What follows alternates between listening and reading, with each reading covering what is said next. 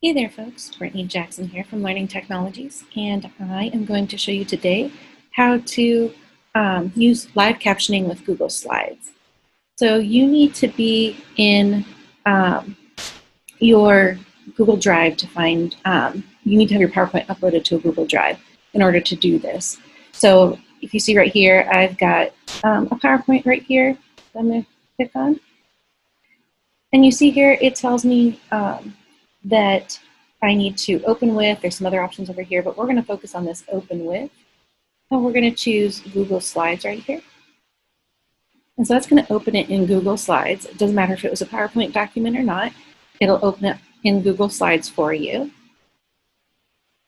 And then once you're in here and you are ready to present, you just need to come up here and click on the Present button. And then it's going to take it full screen here. Give it a moment. So as you can see down here, we have a little pop-up menu that's saying Captions. Here you can choose where you want the text position to be. It could be the top of the screen or the bottom. I'm going to leave it on the top. And you can also choose the size of the text. So small, medium, large, or extra large. I tend to keep it large so it's easy to be seen. And then all you have to do to turn it on is click on the word Captions. And now you see it turned yellow down here. That means it is now captioning. And you can see up here at the top that the captions are now in place and happening while I speak in real time.